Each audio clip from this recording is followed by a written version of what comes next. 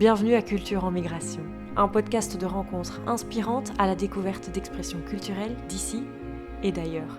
Un endroit d'échange et de curiosité, un espace-temps où les questions nous amènent à bien plus que des réponses. Nous sommes une écrivaine, Elisa De Angelis, et une journaliste, Julie Guépara, deux femmes passionnées de culture, intéressées par la diversité et par ses manifestations vivantes.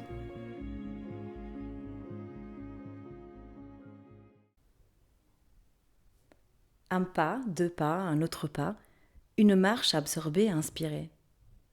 Je me dis que c'est par là, et mes pas suivent mon regard en respectant une tension hypnotique qui, comme un fil invisible ou une corde raide, me traîne vers l'avant. Je marche sans ne jamais dérailler, comme ces aimants qui ne savent pas résister à leur nature. Ils me regardent, eux, les autres, ils sont curieux, ils doivent se dire que je suis distraite, que je vais me rendre compte que par là il n'y a rien et que je vais m'arrêter, le chemin se terminant en impasse. Un pas, un autre pas. Le vent déshabille mes pensées et affûte mon intuition. Tout autour, ça sent le ciel, la mer. J'ai tellement regardé par là que maintenant j'ai mes yeux collés dessus sans plus réussir à le voir. Tous les détails du tableau cherchent à exister au-delà de l'ensemble. La densité de l'air, les perspectives, la lumière, les ombres, et moi, en plein milieu de tout ce tout, comme un coup de pinceau parmi les couleurs du monde. Je vois l'opacité de ma marche, de mon regard et de mon sentir, et j'avance jusqu'au moment où eux, les autres, ils sont inquiets. Un autre pas et je me retrouve au bord d'une falaise, à la limite entre le bleu mer et le bleu ciel, à la frontière entre le plein et le vide, là où un autre pas signifierait s'envoler ou précipiter, là où tomber est une évidence et naturelle comme répondre à un appel vers le haut et vers le bas.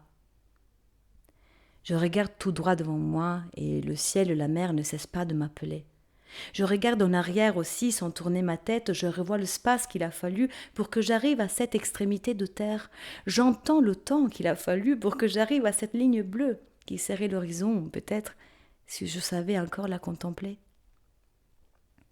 Eux, les autres, en me regardant perdus et retrouvés, doivent se dire que parfois la maîtrise passe par le lâcher-prise, que je suis exactement là où je devrais être et que ce serait beau un jour, d'apprendre à apprivoiser le vide, d'avoir la sensation qu'on tombe comme on danse, et qu'on danse comme on s'envole. Bonjour Quentin. Bonjour. Tu représentes la danse Bunto aujourd'hui et tu viens nous expliquer un petit peu à nous et aux auditeurs les possibilités, d'où ça vient, un petit peu comment tu l'as découvert. Donc pour commencer, dis-nous-en un peu plus. Qu'est-ce que la danse Bunto exactement, en tout cas selon toi, selon ton interprétation et ton vécu?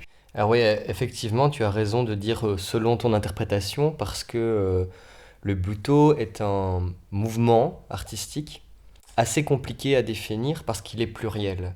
D'ailleurs, il y a un des ouvrages de référence sur cette discipline, c'est un livre d'Odette Aslan, qui est donc une spécialiste en art du spectacle française, qui a appelé son livre Buto avec un S entre parenthèses.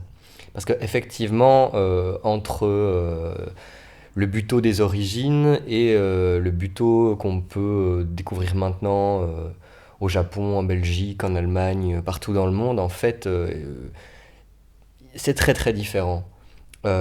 Parfois même avec des choses qui semblent s'opposer, des courants, des sous-courants, etc. Donc effectivement, quand on me pose souvent la question, c'est quoi le buto ? Je suis souvent très embêté. C'est une question un petit peu piège. Et souvent, je dis, ok, je peux vous expliquer ce que c'est le buto, mais est-ce que vous avez un peu de temps devant vous ? Parce que ça ne se résume pas en quelques mots. Mais qu'est-ce que le buto pour moi ? Je crois que c'est un chemin plutôt qu'une destination. Parce que donc le buto ne peut pas se définir, par exemple, comme on pourrait définir le tango par un certain type de mouvement, par même un type de lieu, etc. Mais plutôt comme une philosophie d'être en scène, une recherche, une quête qui n'en finit pas, qui ne finira jamais. Je pense qu'on ne trouvera jamais ce qu'est vraiment le buto, d'où la difficulté de le définir. Mais voilà, donc c'est un mouvement artistique, ce que je peux dire, un mouvement artistique qui est né dans le Japon des années 50, voilà, autour d'une nécessité de réformer ce qu'était la danse, les arts du spectacle au Japon à ce moment-là, qui était voilà, ce qu'on voyait sur les scènes japonaises, c'était principalement du no, du kabuki, des formes traditionnelles. Et à un moment donné, après la Deuxième Guerre mondiale, euh, principalement deux danseurs, qui sont donc Hijikata Tatsumi et Ono Kazuo, ont décidé de casser un petit peu ces espèces de codes de la danse, enfin des arts vivants au Japon qui étaient très contraignants, dans une optique d'abord libertaire en fait. Se dire ok, en fait on a envie d'être sur scène comme on veut, de laisser s'exprimer des choses qui n'ont pas leur place dans les formes traditionnelles. Donc ça c'est comment le Buto est né. Et donc effectivement, moi je ne suis ni japonais, ni né dans les années 30, donc je suis tout à fait dans un autre point de vue, j'ai grandi dans un autre contexte, donc effectivement pour moi, ça a une signification différente, mais une signification que je cherche encore. Effectivement, parce que je me suis senti appelé par un mouvement, sans comprendre fondamentalement ce qu'il était, dans un premier temps, par pure intuition. Et encore à l'heure actuelle, je continue en fait à interroger en fait mais pourquoi, qu'est-ce que c'est le buto pour moi, qu'est-ce qui fait buto, qu'est-ce qui ne l'est pas, voilà, est-ce que je suis légitime à porter ce nom, voilà, c'est toutes des questions que je me pose au quotidien. C'est vrai que comme c'est personnel, une recherche aussi intérieure, comment est-ce qu'on peut se dire que la danse Buto est aussi, enfin Buto est aussi un échange avec l'audience? Pour moi, le buto c'est une danse qui ne peut pas se danser si personne ne regarde. Parce que donc on peut bien sûr gesticuler dans tous les sens dans son salon, faire plein de choses, mais en fait le buto naît d'une tension avec le regard d'une personne. Donc il ne peut pas exister sans. Enfin, ce qu'on appelle buto n'existe pas en dehors de ce rapport en fait, de cette effectivement comme tu dis, de cet échange, de cette relation. Et bah, là je vais directement introduire une relation, comment dire, une notion qui est fondamentale dans le buto, c'est la notion de vide, en fait, d'espace vide, qui est une notion qui, pour nous, dans le monde occidental, est assez abstraite, mais qui est fondamentale, qui est très importante dans toute la culture orientale en général, et même dans la philosophie orientale. La notion de vide, qui est la base du travail du buto, qui est par exemple, très concrètement par rapport au spectateur, en fait, de se dire que ce que tu es sur scène, ça ne sert pas à te montrer toi, dans ce que tu représentes de matériel, de plein, etc., mais plutôt de t'effacer et de devenir vide pour que le spectateur puisse lui-même rentrer dans ton corps et s'y projeter.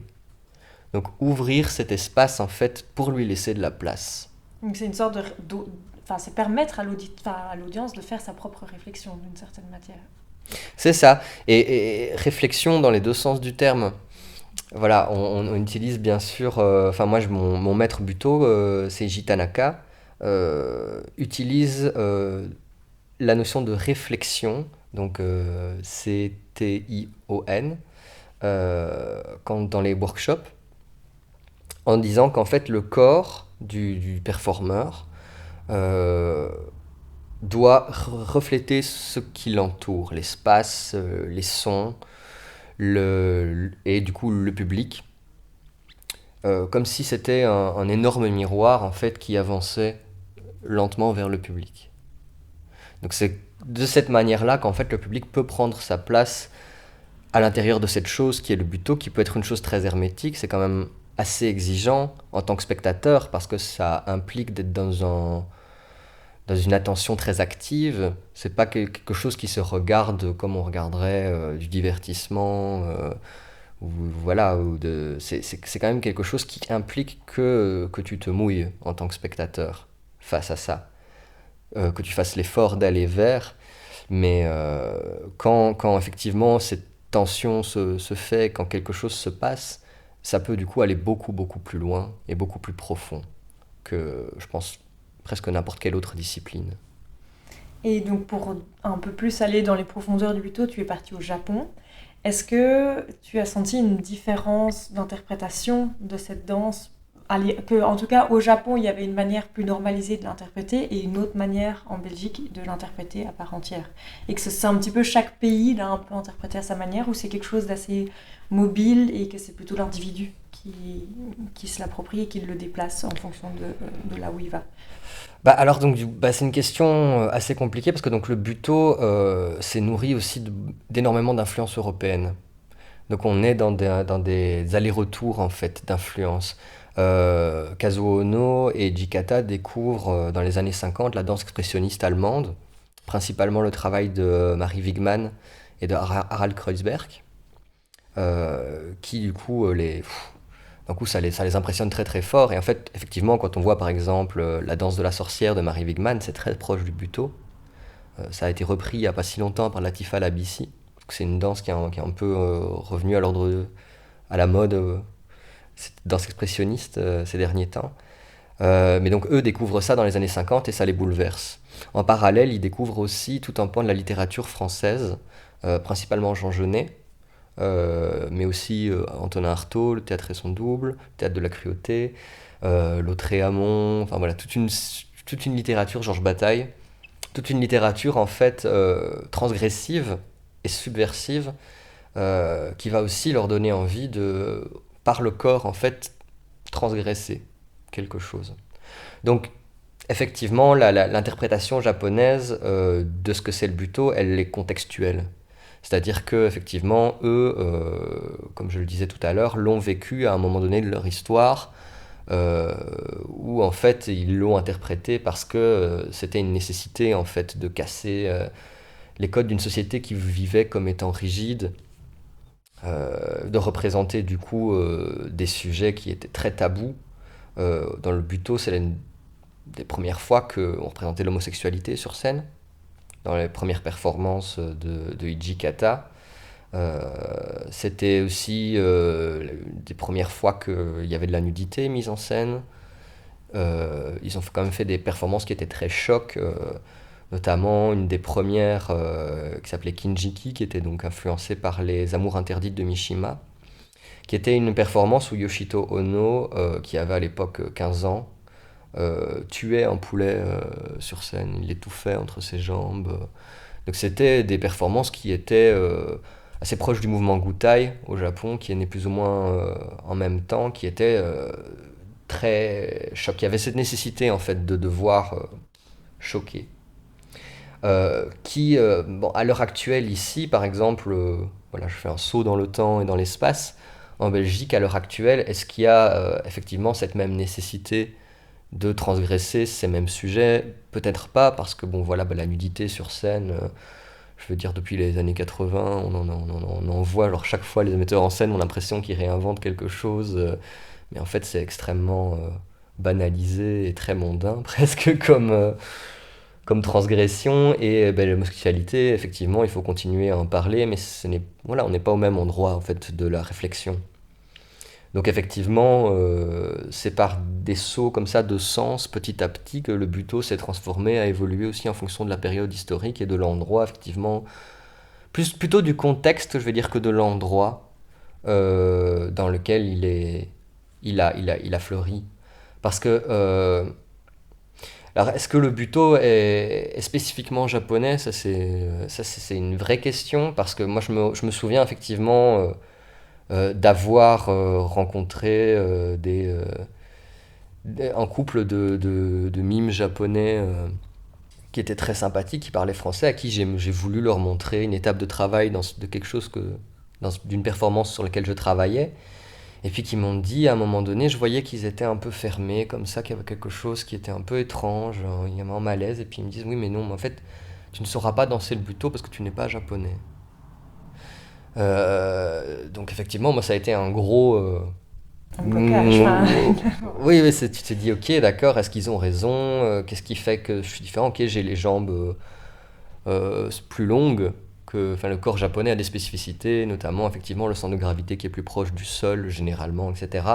Donc effectivement, comme le Buto est une danse oui, très ancrée, très proche du sol, voilà, effectivement, il y a des différences entre le corps japonais et le corps européen. Mais le buto, en fait, a finalement eu très peu de succès au Japon. Il est resté très marginal là-bas. Moi, j'ai vu des grandes danseuses buto légendaires jouer au Japon dans des salles de 15-20 personnes, quoi. Parce que, voilà, on ne leur a jamais donné une visibilité, on ne leur a jamais donné les possibilités, en fait, de développer ça sur des grandes scènes.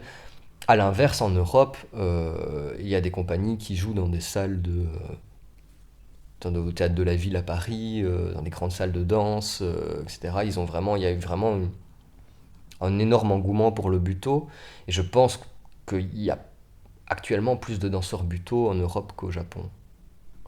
Donc effectivement, alors est-ce que oui, forcément la signification profonde est différente parce que en fait on évolue dans des contextes avec des modes de pensée différents, mais c'est sans doute normal et du coup à un moment donné j'ai appris à me déculpabiliser du fait de faire du buto sans être japonais et j'étais presque même prêt à abandonner le mot buto s'il le fallait parce qu'en fait si c'est juste le mot auquel ils tiennent en fait ben je peux leur laisser et moi garder en fait exactement ce qui m'a traversé quand j'ai découvert ce mouvement là quoi.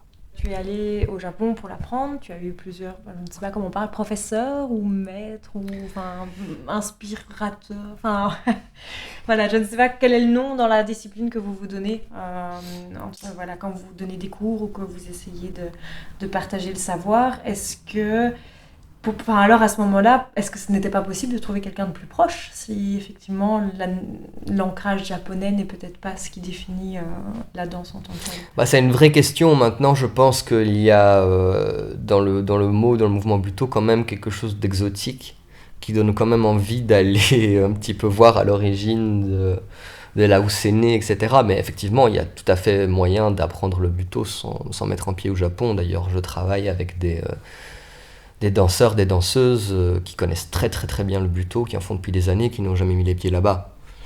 Maintenant, il se trouve que moi, c'est un voyage au Japon qui m'a fait rencontrer le buto. C'était qu'à l'époque où j'étais au conservatoire de Mons, donc où je faisais des études de théâtre, on a eu la possibilité à un moment donné de faire un échange avec une école qui était à Osaka, au Japon.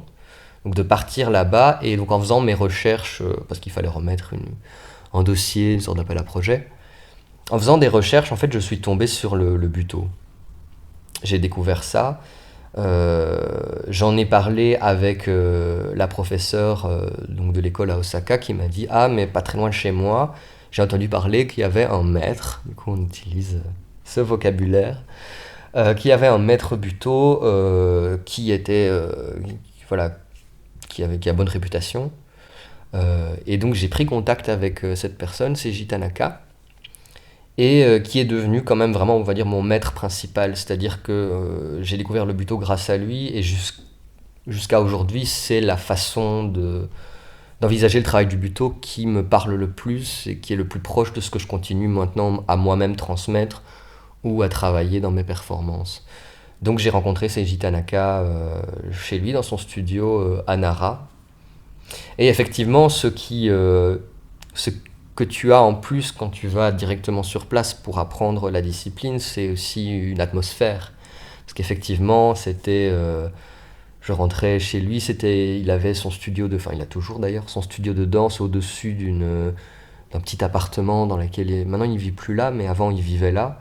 Donc c'est une salle pleine de tatamis, donc il y a l'odeur des tatamis, il y a ces costumes de scène qui sont accrochés sur les parois. Il y a quand même des choses, des odeurs, des saveurs du Japon qui t'imprègnent de ça. Alors est-ce que c'est exotique? Est-ce que je continue à danser avec ce souvenir-là aujourd'hui? Je sais pas toujours. Mais en tout cas, ça m'a permis en fait je pense que ça a nourri ma fascination. Effectivement, parce qu'elle s'est développée dans une atmosphère qui était hors de mon quotidien. Or, le buto, c'est une danse qui est extra-quotidienne. Donc ça m'a permis sans doute de décaler très très fort de ce que je connais, parce qu'il est question de ça aussi, hein, bien sûr, de sortir de ce qu'on connaît dans le buto. C'est toujours ça, va là où tu ne connais pas, va là où tu n'as jamais été, dans ce que tu ne connais pas de toi. C'est ça le corps obscur, hein, c'est vraiment explorer à l'intérieur les zones d'ombre, même pour toi. Et donc effectivement, le fait d'être totalement délocalisé, loin de chez moi, loin de tous mes repères, dans ce processus, ça vient vraiment te mettre à un endroit de vulnérabilité, d'étrangeté parfois, qui donne naissance à des états. Alors ces états, tu peux les transformer, etc., mais en tout cas, tu les traverses. Et donc dans ce contexte-là, effectivement, aller apprendre le buto au Japon, pour moi, c'était pas la même chose que si je l'avais découvert ici en Belgique avec un maître ou un professeur qui ne soit pas japonais. Bonne question. Et donc, est-ce que c'est une pratique qui peut se faire en duo, en trio, ou est-ce que c'est vraiment une danse qui se pratique seule? Ah oui, bien sûr. Bah, y a des performeurs qui ont toujours performé seuls, comme Min Tanaka, comme Yoshito Ono, qui ont plutôt fait des pièces solo. Mais il y a aussi des groupes de buto. Et surtout dans les années 80, il y a notamment Sankaijuku, qui est très très très connu. Ils ont chorégraphié pour Madonna. C'était, voilà, ouais, c'est vraiment très très très connu. Il y a Dairaku Dakan, qui est dirigé par Akaji Maro, très très connu aussi, qui a joué dans Kill Bill par exemple, et qui est acteur de films japonais à côté de sa pratique du buto. Byakucha, il y a toute une série de groupes, certains s'apparentant presque à des sectes, donc avec des rites d'initiation. Par exemple, Dairaku Dakan, tu dois te raser les cheveux. T'avais des groupes qui vivaient vraiment en autarcie, dans la nature, dans la campagne japonaise, etc. Et qui du coup vivaient ensemble pour cultiver une énergie collective, en fait, et réussir à atteindre quelque chose qui fasse comme s'ils faisaient corps ensemble. C'est très impressionnant quand on voit des Rakudakan, ils ont les danseuses, ils ont les Golden Dancers, c'est des danseuses peintes en or, qui font des mouvements synchrones. Effectivement, tu as l'impression que c'est la même entité qui juste se divise, puis se rassemble. Donc oui, le buto peut très très bien se danser en groupe, d'autant que euh, une des volontés, par exemple, du buto, on se maquille beaucoup en blanc, c'est de se dépersonnaliser en fait. Pour que ce n'est pas forcément du coup ton ego ou ce que tu es toi, ta particularité que tu vas montrer sur scène, mais plutôt un corps neutre, justement dans laquelle les gens vont pouvoir se projeter en fait. Donc tu pars du point zéro en fait de ce que ton corps va raconter, mais sans la parade sociale, sans les attributs, sans ce que tu as envie de montrer de base de toi.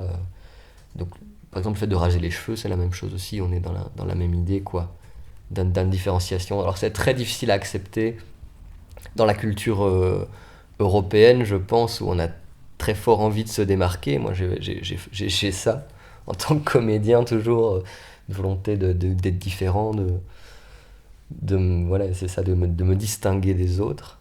Mais ici, en fait, c'est le processus inverse, en fait. Ce qui est un beau travail.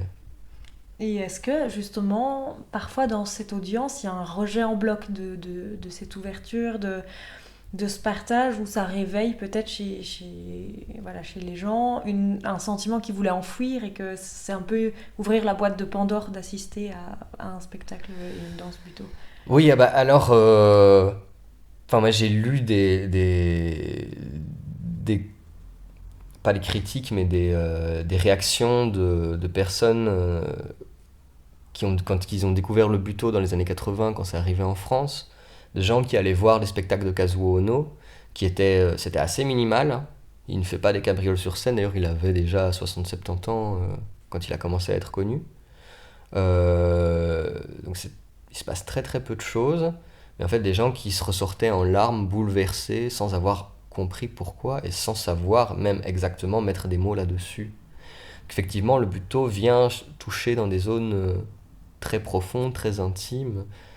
Euh, Ça libère beaucoup de choses, des énergies, parfois auxquelles tu peux résister. Ça, je pense que c'est un petit peu à chacun, comme face à pas mal d'autres œuvres d'art, hein. Mais en fait, de voir si tu te sens prêt à ouvrir ces portes-là ou pas, est disponible à ça aussi, parce qu'effectivement, si tu es très très fatigué dans ta tête, pas concentré, effectivement, tu vas peut-être pas réussir à rentrer dedans, vu que, comme je le disais, c'est exigeant. Mais si tu te rends disponible, effectivement, ça va ouvrir des portes en toi de régions aussi que tu ne connais pas, de la même manière, en réflexion, quoi, de l'inexploré. Et c'est assez impressionnant de lire les réactions des gens qui ont vu les grands maîtres butots. Alors actuellement, par rapport à le public qui a pu voir mes performances, bon, bah, ça dépend un petit peu des jours, parce que si moi-même je suis pas à 100%, les gens peuvent vite s'ennuyer. Ça, c'est ça qui est très très, comment dire, ingrat avec ce type de danse, de performance, c'est que tu peux pas te cacher derrière, derrière des mouvements. En fait, t'es très nu. Et si tu n'es pas à 100% dans l'instant et dans ce vide, en fait, dans cette plongée, effectivement, les gens peuvent vite se dire, ok, c'est sympathique, mais ils ont bâillé, quoi. Donc je pense que moi j'ai vécu des performances que j'ai faites moi-même qui étaient catastrophiques, et ça ne ment pas, quoi. Ça, tu le sens directement, il y a quelque chose qui ne se passe pas. Que quand tu y es, enfin je sais pas où, mais quand arrives à trouver cette chose mystérieuse qu'est le buto, alors là oui, effectivement, on passe dans un autre espace-temps, en fait.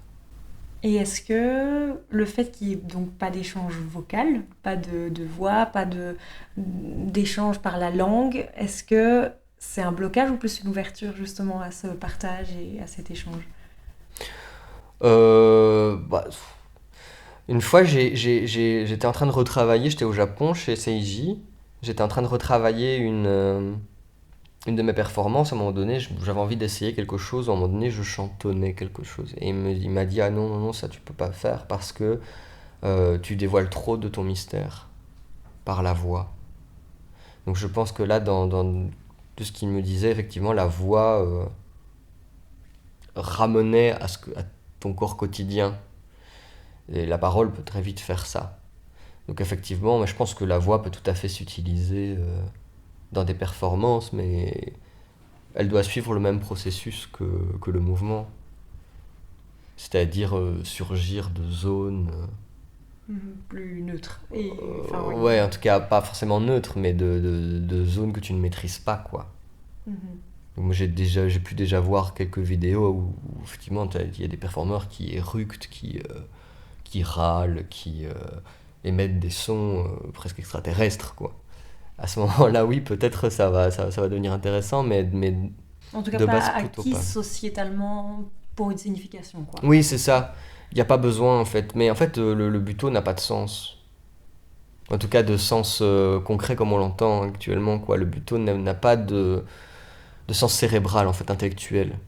C'est pas une danse à comprendre. Il y a beaucoup de gens qui me disent ah, ta performance, c'était sympa, même si j'ai pas compris. Je dis, mais c'est pas grave, en fait, on s'en fout. C'est pas... L'idée, c'est de... Qu'est-ce que t'as senti, quoi? Qu'est-ce que t'as compris? Ça, c'est peu intéressant, finalement, quoi. Parce qu'en fait, c'est ce qui... je crois que c'est Claudel qui disait le plus intéressant, c'est ce que vous ne comprenez pas, quoi. Dans ce que vous lisez, dans ce que vous ressentez, quoi. C'est à cet endroit-là que l'art, en fait, euh, laisse la place à la transcendance. C'est à partir du moment où en fait le cerveau se coupe et en fait tu ne cherches plus à comprendre et la parole est fort située à cet endroit de l'intellect, du cerveau, etc. Alors que dans la danse et dans le buto, on essaie de faire descendre un petit peu les sensations quand même. Et quand on parle de danse, on parle aussi forcément de musique.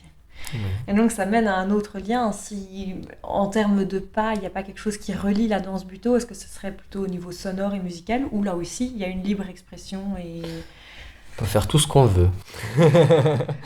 Moi j'ai fait une performance buto, j'ai utilisé un album de David Bowie. Il y a des danseurs buto qui utilisent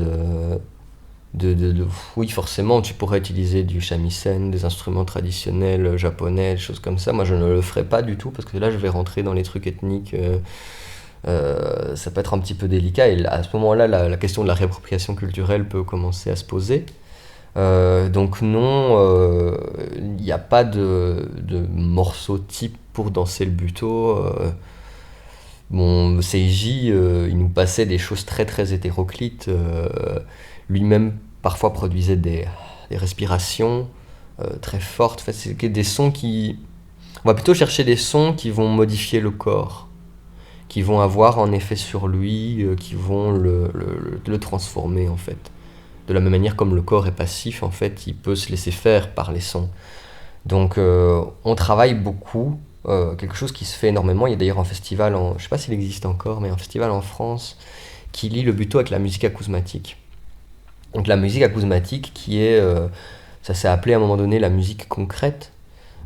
Donc c'est des musiciens qui vont pas chercher à créer une mélodie, un rythme, etc., mais qui vont travailler sur des textures sonores, par exemple, des sons qui ont une physicalité. Et c'est un type de musique qui s'adapte très bien au buto parce que dans cette optique de refléter les sons, bah, en fait, la physicalité de ces sons vont effectivement modifier la façon dont le corps va bouger, dont le corps va respirer, il va avoir un effet presque physique, directement physique sur le corps, quoi. Donc moi je fais beaucoup de laboratoires où je travaille avec des musiciens qui font de la musique acousmatique parce que directement c'est très concret pour les étudiants en fait. Dès que ces sons se mettent en route, il n'y a plus la question de le rapport au son, comment je dois le refléter, etc. C'est directement concret.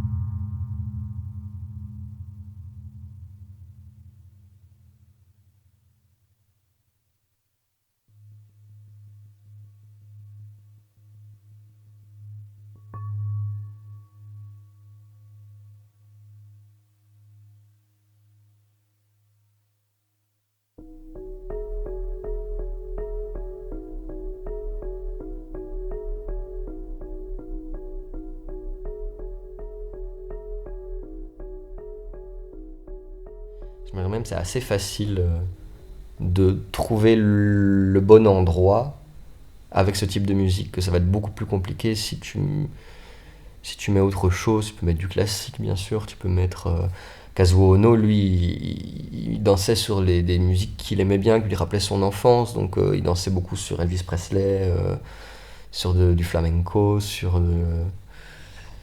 et sur Maria Callas.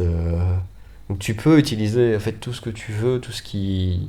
Mais voilà, il utilisait Elvis Presley parce que en fait ça réactivait aussi, à la manière d'une Madeleine de Proust, des souvenirs enfouis. En fait, donc c'était aussi ce processus-là, quoi. C'était pas juste pour faire joli. C'était aussi parce que la musique provoquait en lui quelque chose qui faisait ressurgir des moments de son enfance, des souvenirs de sa mère, des souvenirs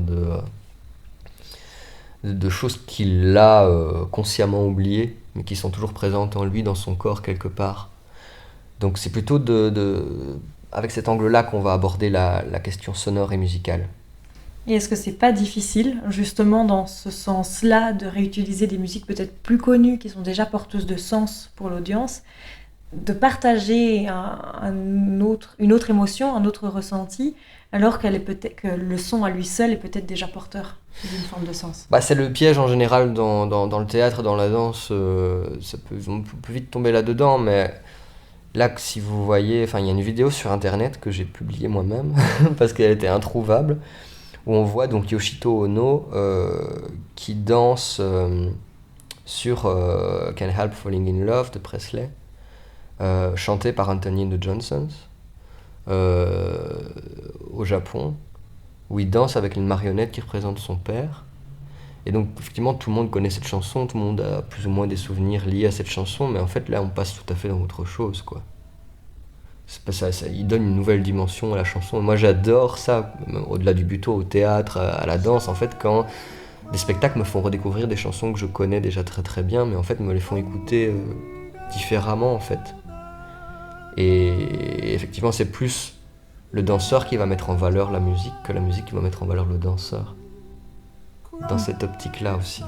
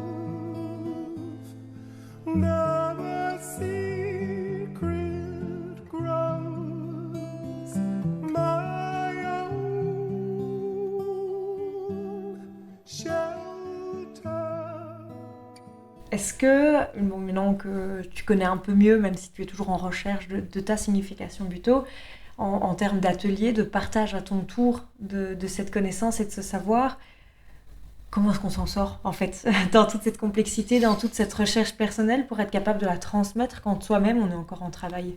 Déjà, il faut avoir l'humilité de savoir qu'on est encore en travail.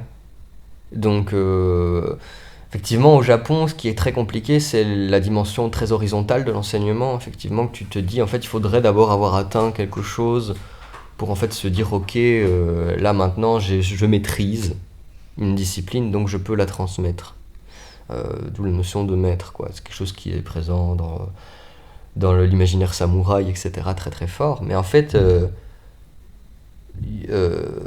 crois que c'est Yoshito Ono qui disait qu'il avait compris ce que c'était le buto à 70 ans, alors qu'il en faisait depuis qu'il avait 16 ans, quoi. Je pense vraiment que c'est une quête qui ne s'arrête jamais. Donc le travail, il continue. Je sais que Seiji, je le vois prendre des notes chaque fois qu'il donne des cours. En fait, il continue à chercher, en fait. Mais il faut jamais prétendre avoir trouvé quelque chose.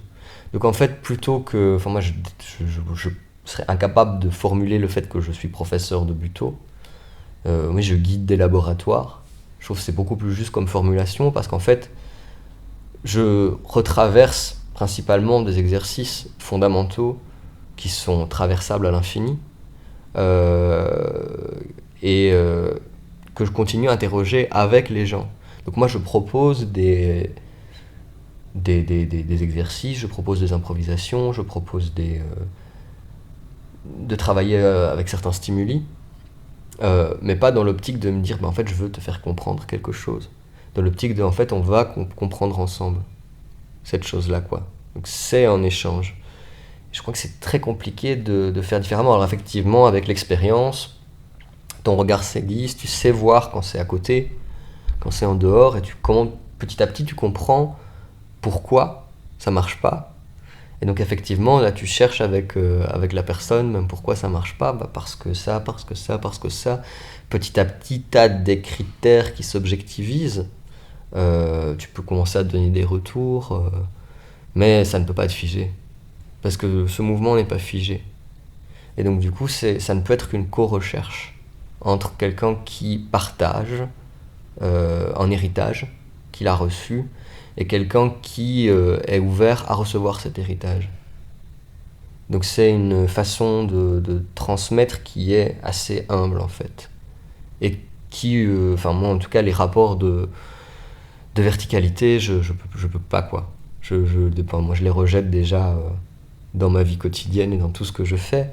Mais alors dans l'enseignement, je trouve que c'est là que l'imposture commence. Voilà. C'est vrai que, comme tu le disais en début d'interview, c'est une œuvre d'art libertaire. Le but, c'est donc, voilà, de se libérer d'un petit peu tous ces acquis sociétaux, de toutes ces choses. Est-ce que, en fonction de où tu performes, de ce que tu performes, d'avec qui tu échanges, d'avec qui tu discutes sur ce sujet, tu sens un petit peu cette implication sociétale de chacun qui a besoin de se libérer de manière autre? Oui, bien sûr, chacun a ses propres fers aux pieds. Hein. Ça, de toute façon... Et tu sens que ça a un impact plutôt par l'expérience propre ou plutôt vraiment qu'en fonction des pays, des nationalités, il y a quand même des grosses lignes qui relient un petit peu ce fameux fer au pied? Je crois que je manque peut-être un peu d'expérience pour pouvoir y répondre avec certitude, mais je crois que c'est à deux niveaux en fait. Je pense qu'on a chacun comme je disais, nos fers aux pieds, nos petites tendances individuelles, etc. Et qu'il y a effectivement des tendances liées à une culture, en fait, ce qu'on t'a appris, comment t'as grandi, au sein de quelle philosophie tu as grandi. Maintenant, moi, j'ai toujours partagé ma pratique du buto seulement en Belgique, à des personnes belges, ou en tout cas occidentales. Donc, je serais assez curieux, effectivement, de voir comment, en fait, ça serait traversé en Afrique ou dans d'autres régions d'Asie. Je l'ai fait un peu au Vietnam, tiens. J'ai fait un petit peu au Vietnam, mais assez étonnamment, s'il me faisait plus penser... Enfin, je me reconnaissais très fort dans les endroits où ça bloquait chez eux. Ouais. Mais je crois que c'est confrontant pour tout le monde, hein, le buto. Même pour des Japonais. Hein. Moi, j'avais rencontré donc à l'université d'Osaka Teppei, avec qui je m'entendais très très bien, qui connaissait le buto de nom, mais qui n'en avait jamais fait. Et je lui ai emmené, moi, chez Seiji. Et en fait, je me sentais proche de lui, quoi. On traversait la même tempête, quoi. Donc, oui, ouais. Je peux pas vraiment répondre plus précisément que ça, parce que ça mériterait de creuser, de continuer à aller explorer. J'ai pas de certitude. Mais effectivement, le buto, je me permets de revenir sur ce que tu disais au début de ta question, ne peut pas se figer. Il meurt s'il se fige. C'est une recherche permanente. Et en fait, il y a d'ailleurs certaines écoles de buto qui ont eu tendance à certains moments donnés à dire mais le buto c'est ça et pas autre chose. Et donc à fermer en fait un petit peu le sens, la signification profonde de ce que c'est. Et donc par exemple Min Tanaka, qui est donc un danseur buto très très connu, qui n'a rien à voir avec Seiji Tanaka, mon maître, qui est tout à fait autre, lui à un moment donné rejeté le terme buto. Parce qu'il disait en fait maintenant il commence à se figer, à devenir glace. Et donc il a utilisé d'autres mots. Après il y a des gens qui utilisent le terme body weather, qui est encore un peu différent, avec des trainings un peu différents, mais d'autres vont inventer des termes de danse état, météorologie du corps, pour justement se libérer du poids que peut avoir maintenant le mot buto, qui pourrait très vite être assimilé à un type de mouvement, une esthétique très particulière, des choses, tu dois faire ça, ça tu peux pas faire. Alors qu'en fait tu peux tout faire. Vu que le but du buto c'est comment te libérer en fait, Donc effectivement tu peux tout faire. Après, si tu trouves pas l'état buto, c'est ton problème, quoi. Mais en tout cas, les moyens pour y parvenir, à cette espèce de tension, de mystérieuse, les moyens pour y parvenir sont multiples et propres à chacun, à chaque culture, à chaque histoire, Ouais, c'est une ruse que tu trouves toi-même, avec toi, pour arriver à cette chose-là. Donc on peut dire que en fait chacun y arrive différemment, mais qu'on espère que la réponse, enfin en tout cas la manière de se libérer, le résultat de la libération soit quand même proche pour chacun. Enfin, pas forcément la manière dont il l'exprime. C'est assez compliqué. Mais il paraît qu'on cherche tous C'est la oui. même chose. Mais quoi? Ah ça, C'est un peu comme le Graal, hein. On n'a jamais trop su ce que c'était, mais voilà, on partait tous à la quête du Graal, nanana. C'était quoi? Qu'est-ce que c'est? C'est un morceau du Christ? C'était quoi? Un truc mystérieux, le filtre d'immortalité? Tu sais pas ce que c'est, mais tu cherches, quoi. Et donc ça relie beaucoup de gens dans le monde entier. C'est assez fou, c'est assez beau, même je trouve, en fait. J'ai participé au festival international de Buto à Amsterdam, qui est organisé par Ezio Tangini, qui est italien, qui a décidé d'organiser ça à Amsterdam et qui réunit des gens, principalement européens, euh, mais qui se retrouvent, en tout cas autour de cette recherche. Effectivement, tu vois la pluralité, les différences des performances, en fait, ça n'a rien à voir. C'est très éclectique, c'est très esthétiquement varié, mais il y a quand même quelque chose qui relie tout le monde dans cette recherche-là, qui est une fascination, effectivement, pour des grandes figures qui sont presque devenues mythiques, surtout maintenant que la plupart des grands maîtres sont décédés. Les derniers grands maîtres sont décédés ces dernières années. Yoshito Ono est mort il y a 2 ans, Masaki Iwana plus ou moins aussi, 1 an et demi. Et la première génération, bah, ils sont morts depuis longtemps. Donc effectivement, c'est une espèce de mythe qui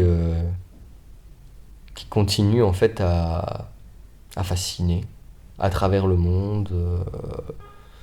À chaque fois, à un moment donné, quand j'ai commencé le buto, on m'a dit mais non, mais c'est ringard, ça, on faisait ça dans les années 80-90, non, c'est bon, on peut passer à autre chose. Mais non, en fait, ça revient, et les gens continuent à s'acharner, à chercher, mais c'est quoi le buto, comment y parvenir, et à se dire je me sens appelé par ça, je sais pas ce que c'est, mais j'y vais, quoi. Je plonge. mais si on voulait justement motiver nos auditeurs à plonger dans le buto et dans sa signification, comment est-ce que tu le vendrais, entre guillemets, en une phrase, soit à venir en tant que spectateur, soit carrément à participer à un laboratoire pour essayer de se lancer justement dans cette expérience? Je crois que le buto ne se vend pas.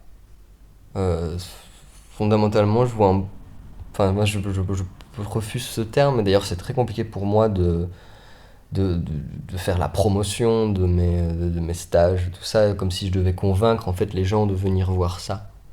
Euh, D'ailleurs, je pense qu'il y a beaucoup de danseurs japonais qui ont abandonné un petit peu cette idée-là.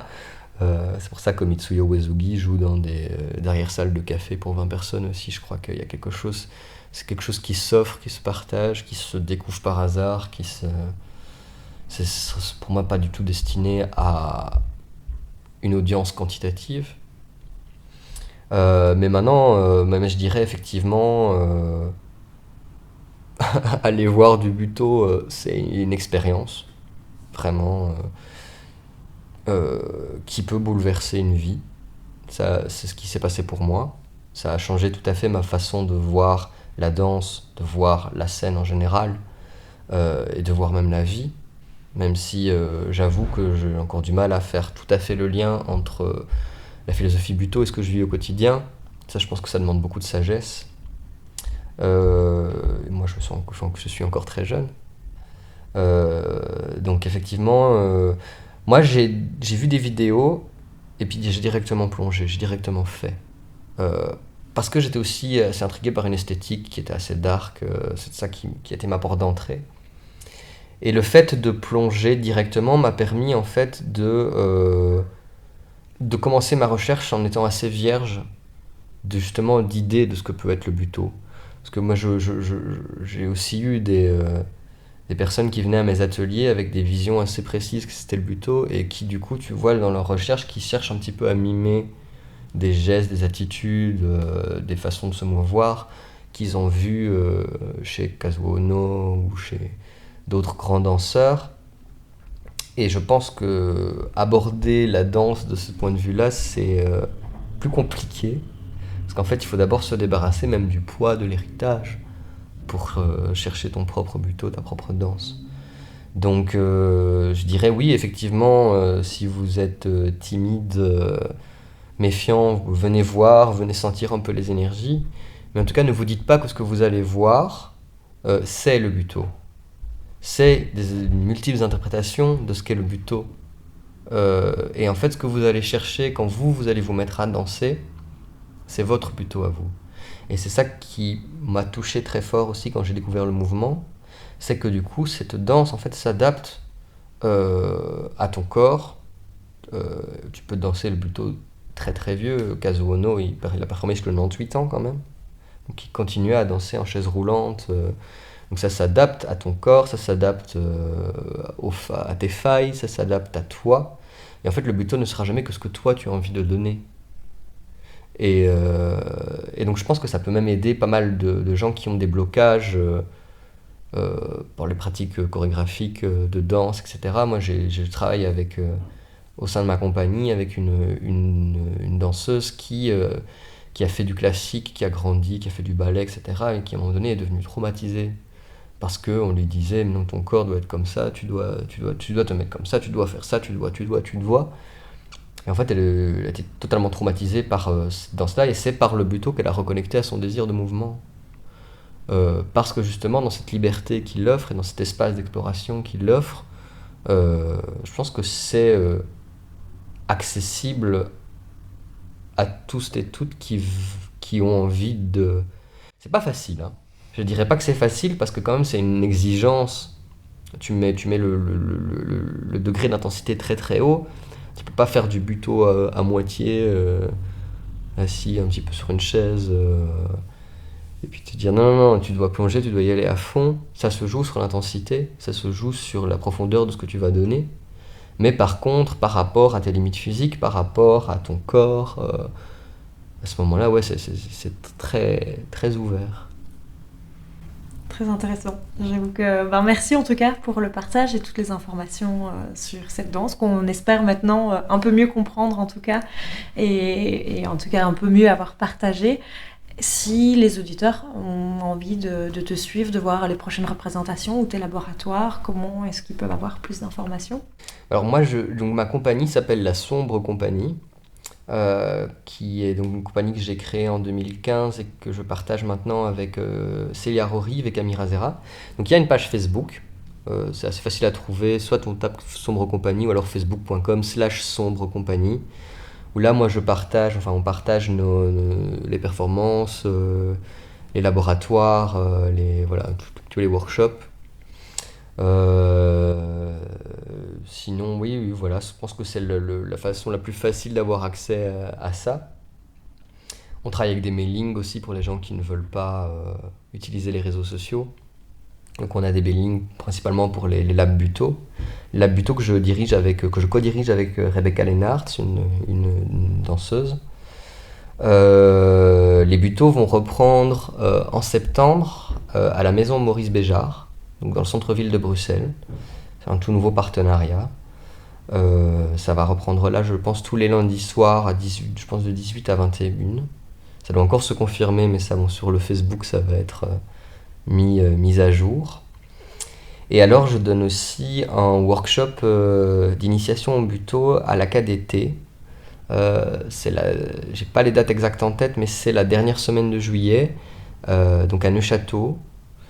Là, pareil, vous pouvez trouver les informations sur le Facebook très facilement. Et plus particulièrement donc, pour ce stage, qui sera à la fois un stage de découverte et d'initiation, et aussi je vais faire des liens entre la pratique du buto et la peinture surréaliste. Donc travailler à partir de tableaux de Dali qu'on va mettre en mouvement. Voilà. Un incroyable échange qu'on a eu, Elisa et moi, avec Quentin Chaveria, qui nous a fait rentrer dans tout un univers et qui nous a surtout ouvert plein de questions. Est-ce que un art peut commencer ou naître d'une culture, s'échanger, se partager, être en constante évolution ? Comment détermine-t-on son début ou sa fin ? Et est-ce que les arts changent en changeant d'endroit ? Est-ce que les arts migrent en suivant les migrants? Est-ce que les idées migrent en créant des nouvelles formes artistiques? C'est vrai qu'un art naît dans une époque et dans un lieu particulier, mais il est aussi porteur d'une quête et témoigne de cette quête qui évolue dans les temps, les époques et les espaces, les pays. Et comment est-ce qu'on transmet une quête qu'on n'a pas soi-même terminée?